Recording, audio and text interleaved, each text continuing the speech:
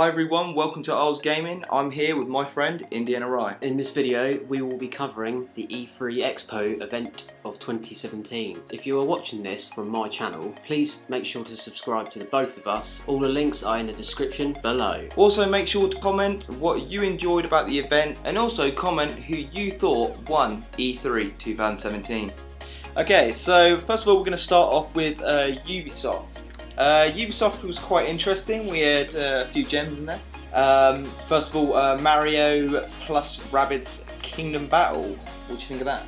I'm a bit swayed on that one. I think it would be a good concept, but to tell you the truth, I'm not into any of those two things. I'm probably going to upset a lot of people by saying that, but that's just my opinion. I reckon it'll be a good little game for the Switch. Yeah, it's very Worms-like, so it's going to be quite interesting, and it's coming out this year, so that's a massive bonus, isn't it? That's right, yeah. Next one we're going to cover is Assassin's Creed. Now, for Assassin's Creed, for me, I believe this one is going to be a lot better than the originals.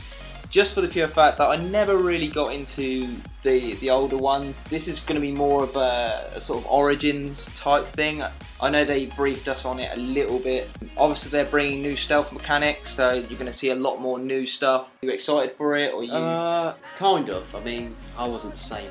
Same thing with Mario, I was never a fan of Assassin's Creed. I reckon this will be good though because of the location. Yeah, Egypt. I can't think of any games off the top of my head where Egypt is a common location for a game. I can just actually picture like raiding the pyramids, yeah, and it would actually be quite fun. Yeah, making it an origin story is even better. So yeah, definitely. The next one we're going to cover is Far Cry 5. Now, I'm honestly interested in this game. Rye is not necessarily. For me, it's going to be set in Montana, which is going to be a bit of a strange one for me because I generally thought it was going to be based in the south. Correct me if I'm wrong, it is in Montana, I believe. Obviously, the graphics look amazing. Yes. Absolutely amazing. I mean, Ubisoft are always great with these type of graphics. You know, they're always trying to push the boundaries. I just like the feel of it. I kind of feel like it's a little bit like Mafia 3 in a sense, but in a different time period. You know, where racism is a massive thing going on. Obviously, there's going to be cults, and it's basically going to be a modern survival. I mean, what's your take on it? Well, I probably might sound a bit bad, but I've always actually been fascinated by the whole sort of racism battles. Yeah, I mean, because it is an interesting topic. Oh, definitely. And I do think it will make for a good game, but I'm not a fan of FPS games, to tell you the truth. Yeah. One thing I will say is I did think the visuals, graphics were seriously impressive. I mean, that's just a bonus for me, but I may pick it up. Right, the last game from Ubisoft that we're going to cover is Beyond Good and Evil. Okay, this is a game I'm very interested in because anyone who grew up with the PlayStation 2 will know that this was one of the greatest games ever made. Now I'm really actually excited to see that they've actually, you know, they actually are still aware it's a thing. Yeah, I mean, the trailer was amazing. We might be able to show you a bit of the trailer now. Seeing all those characters again, like I can't remember the names, mind you, but seeing them all again was sort of real nostalgia boost for me. Yeah, the developers kind of like said there's going to be sort of like a seamless online playground, which is going to be very, very interesting. It's something that I really personally enjoy. I love playing games online. It's definitely something that I'm going to be into. Okay, so I am going to introduce the Xbox One X, to be precise.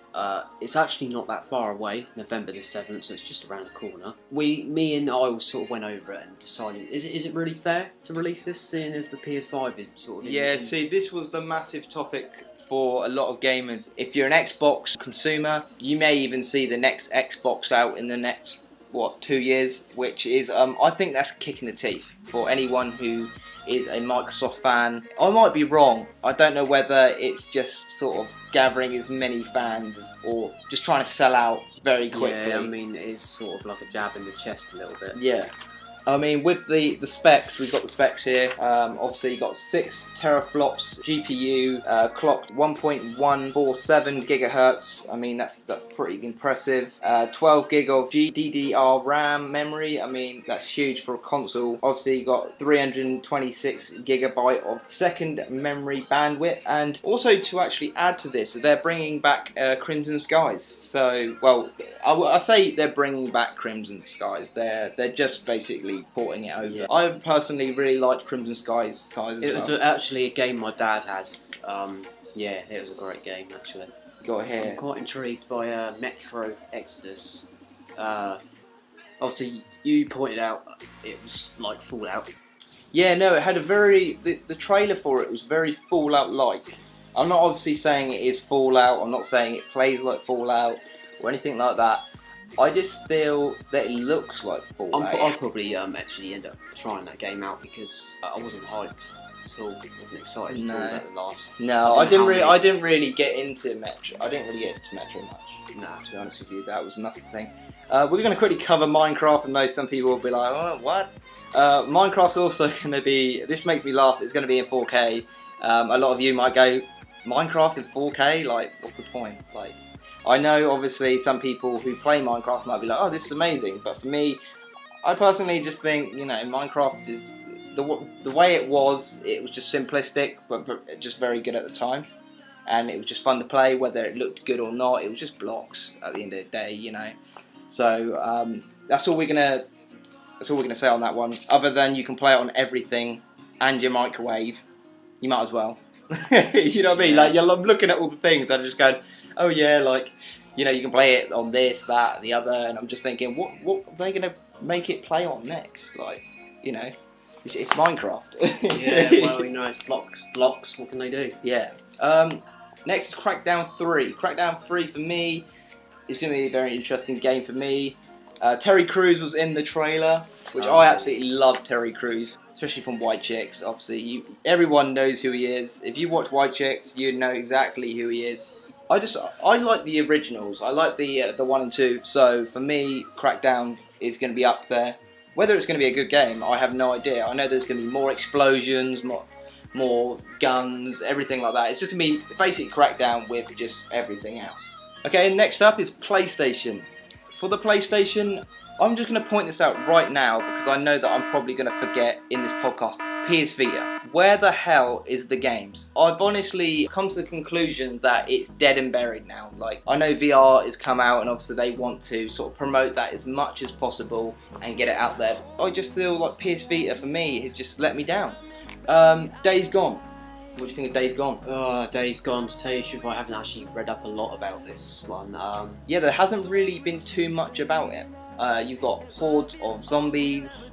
That's going to be awesome. Yeah, see, that's my main focal point with Days Gone is I like zombies, but it's such an overused concept now. Yeah, I think like there's a lot of zombie games out there.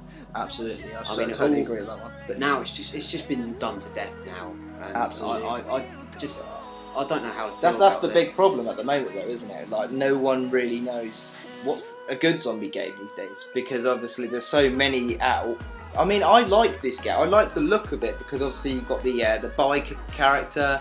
It sort of feels like a Sons of Anarchy type thing going on. And to be honest with you, you're going to agree with me on this one, is that this game feels more like Resident Evil than Resident Evil 7. Don't you feel like with the more zombies and the actual overview of the character, rather than just having it first person? Yeah, I mean, yeah, I do agree on that because I liked Resident Evil 7, but it wasn't a Resident Evil game. No.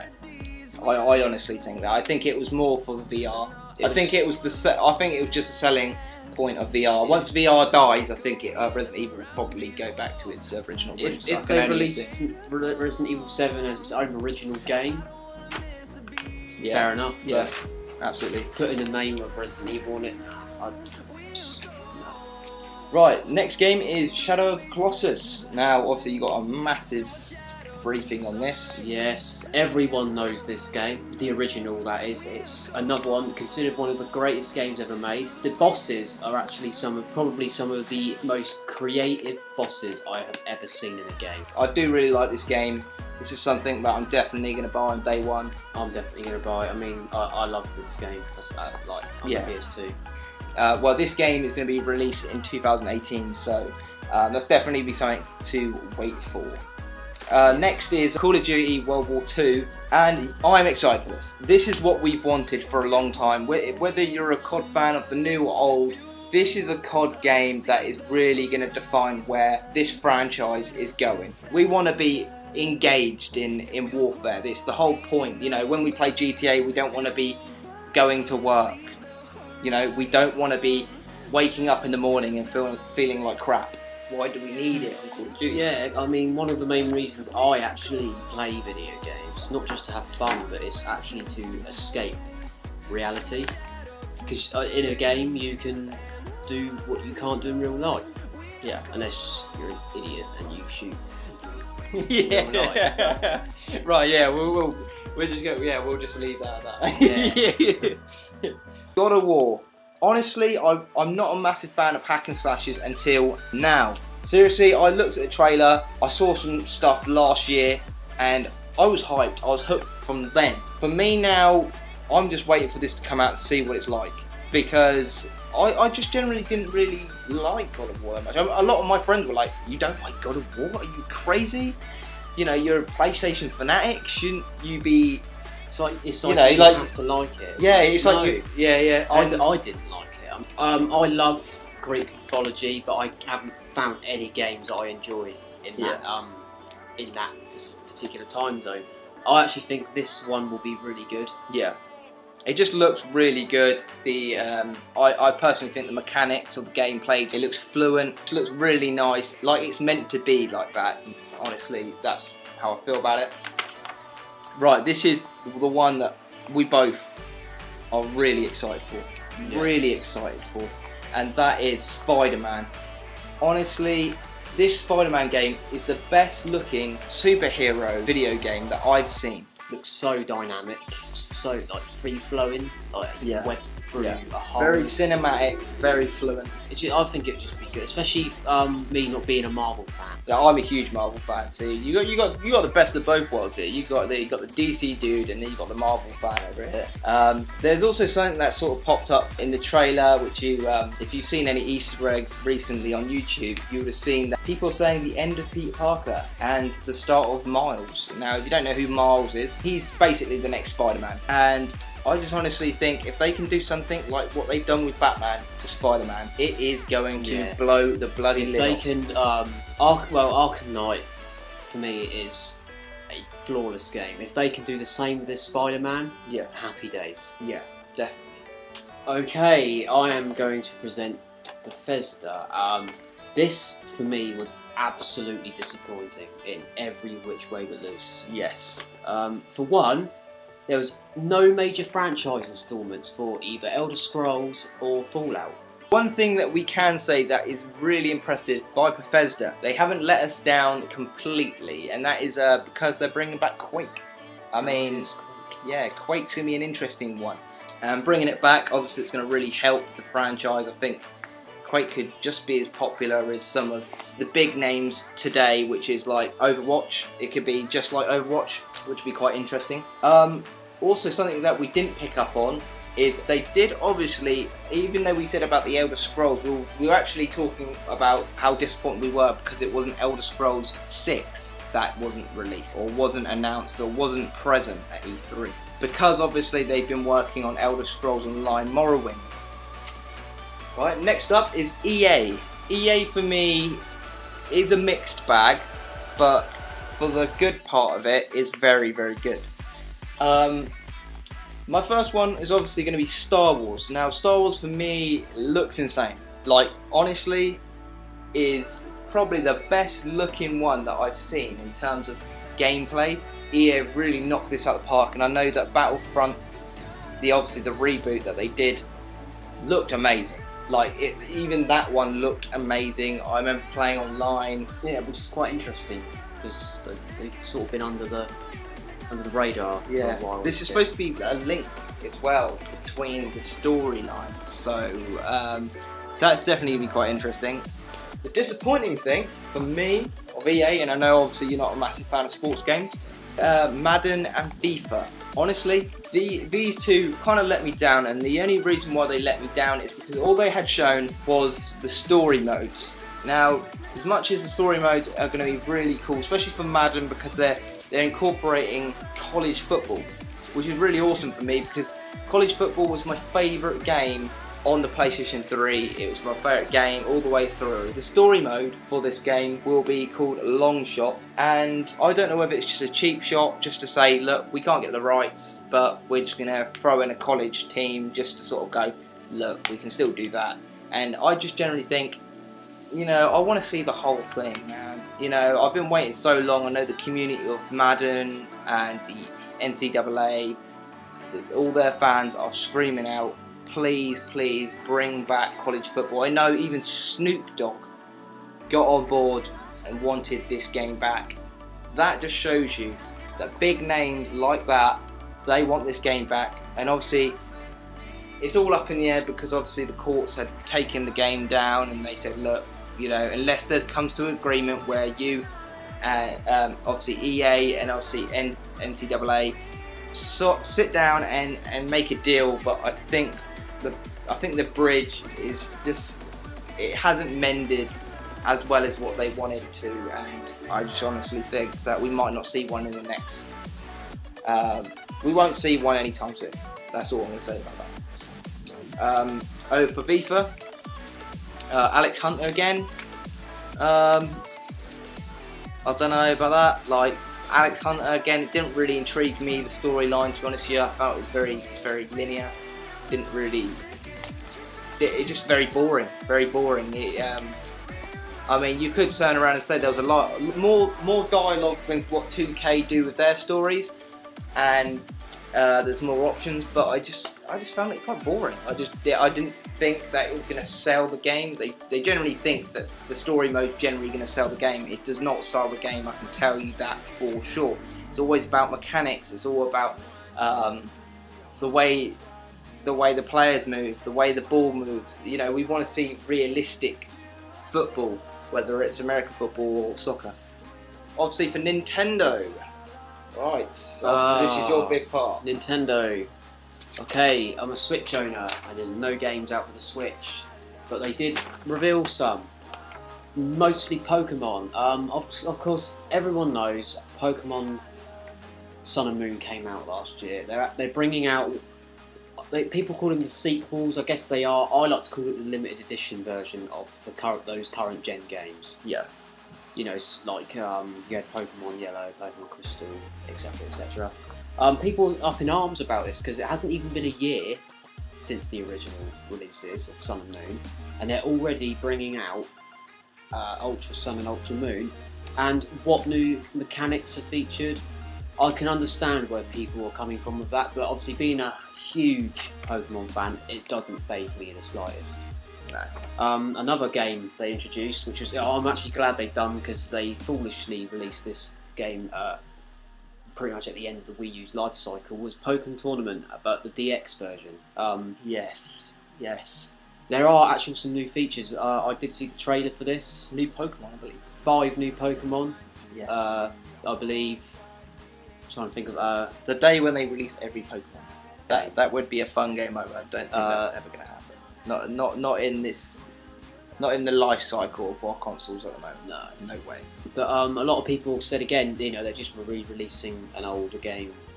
But it's fair for that one because it came out so close to the end of the life cycle, which is sad because it really is, I think, one of the best fighting games we've ever played. Yeah. And of course, one that we both have to say, Pokemon Stars. Pokemon Stars, which comes out next year. Which I'm so surprised because I thought Pokemon Stars was like the re-release of Pokemon Sun and Moon, and then they go, oh, it's Ultra Sun and Moon. I'm thinking, what the hell is Pokemon Stars then? Well, actually, to tell what is Pokemon Stars? Actually, to tell you the truth, we don't know if that's actually what it's going to be called. Or whether that was just the code name for Ultra Sun and Moon. People suspect. I mean, you know, they've been announced now. There's definitely going to be a Pokemon game coming out on the Switch next year. Yeah. But people are asking, is it going to be the fabled Pokemon Stars? What do you think? Do you think it will be or not? Personally, I would like it to be a different game, because then, if they've announced it, then I would like to think that we're going to get a native game that's going to be played on the Switch rather than have a game that was ported over. Yeah. Because obviously the graphics are definitely going to be a lot better. I don't know how long they've worked on this game, so. Well, I mean, I don't care what they do with this Pokemon game because, like, you're gonna buy it anyway. We're all gonna buy it. It's Pokemon. One thing Pokemon do right is make their games. Yeah. There is not a single bad main core Pokemon. I said that in my top 10 favourite Pokemon. He did say that. You know, there isn't a bad Pokemon game. The only thing I do expect is an original game, completely original game. Yes. Even if they don't add new Pokemon, a new story. Yeah, definitely. And a new region. Yeah, and incorporate gyms. Yeah. I said it. Yeah, gyms were a fucking low point in some of me. Yeah. Bugger the other stuff. Gyms. There was no gyms. I know they're so overused, but I love collecting the badges. That's the whole point. You go through a region, and that's not the ultimate test of the trainers. They go and collect badges to get to the Pokemon League. Before I finish, Metroid Prime 4. This one has been long awaited. Very much so. Metroid Prime, yet again, I've said this will be the third time I've said this in this entire video. One of the best games ever made. First person shooter, the best thing they could do with Metroid. The last game was Other M, which I'm going to be a bandwagoner here to say that was absolute shit. I don't know if you ever played that one. I haven't, and there was a good reason why, because I saw some gameplay of it, and I thought, wait a minute, that is definitely the Metroid that I play. Yeah. So, yeah, Metroid Prime 4, I'm actually excited because Metroid is one of my favourite franchises. When it comes to Nintendo, it's one of the few I like. Yeah. Donkey Kong, yeah. You can't miss the mascot. No, I can't. Well, I say the mascot. It's the mascot for a minute. Yeah, he's my mascot. Yeah, the only thing I do say is I hope they put Ridley back in it. Yeah, well, who knows? Who knows? Before we wrap up this event, here are a few games that we didn't have time to review. That is the end of our video. Hopefully you sort of enjoyed our little natter and a sort of, I guess you could say, our take on the E3 event and what we're most excited for. Our opinions will change once the games come out and we will start making reviews and different bits and bobs, and maybe we might eat our words. Who knows? So thanks guys for watching my video, and obviously thank you Rye for being here. Anytime. Definitely like, comment, subscribe. If you want to subscribe to Indiana Rye, his link will be below in the description. And yeah, anyway, this has been Isles. And this has been Rye. Peace.